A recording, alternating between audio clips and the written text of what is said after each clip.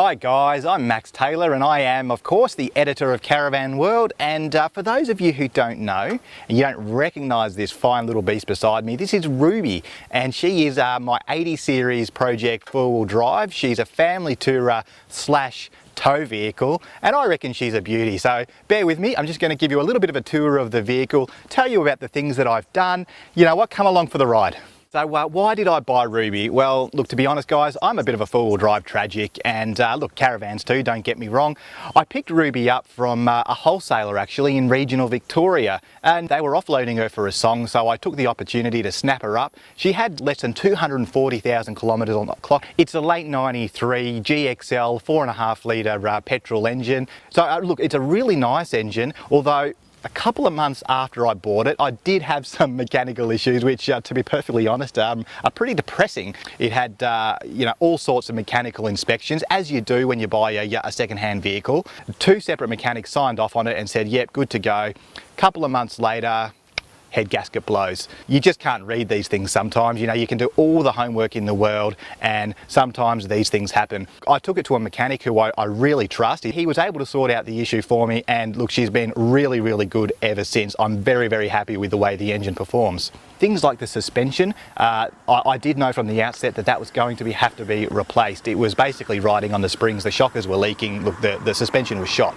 So it was off to ARB, and they installed for me some ARB suspension. It's coils all around, of course, with the 80 series. I had 400 kilo load rated springs put in the rear because, of course, this vehicle is going to be used as a tow vehicle, and in my job I'm often carting around camera gear and all sorts of bits and pieces that really do fill up the cargo area. So far I'm really, really happy with the way these springs go. I got the guys to whip off the old alloy bar. It was looking a little worse for wear, so off with the old alloy bar and on with a new steel ARB bull bar, which I reckon not only does it do the job, but it does look the part.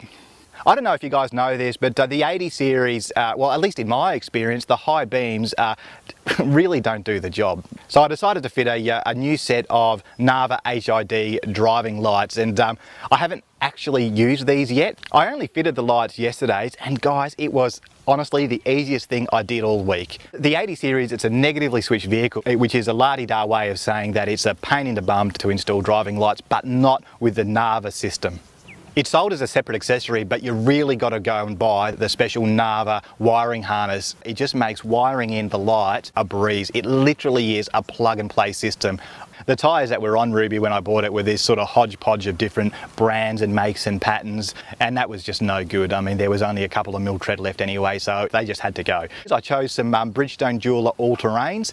So far I'm really happy with these. The road noise is just very minimal, handling is great. Somebody actually told me before I bought them that they're particularly good on sand. Now, all-terrain tyres should be good on sand, but they told me go the Jewellers and you'll be happy, and I have done a fair bit of sand driving since then. They were spot on. They're really, really good for that sort of purpose.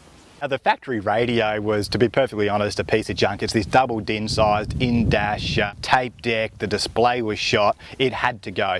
And for only like $70, I was able to get a nice modern looking little single DIN sized radio that I've been able to mount above, and underneath, what I'm going to do there is get an in-dash UHF radio to sit nicely just beneath the radio, just to give a nice neat appearance. I reckon by the time I'm done, it's going to look like Toyota meant it to be that way. But one of my most pressing issues concerns the fact that I'm a family man. Now, I've got a couple of kids, and obviously they ride in booster seats in the back. What I'd really like to be able to do is to fill that cargo area with a couple of drawers. The trouble is the anchor points for the booster seats sort of anchor or into the cargo area, so I'm not sure how I'm going to get around that. I can't have a set of drawers as well as the anchor points, so maybe it's a job for an engineer. I just don't know at this point. If anyone's got any ideas, write in and let me know.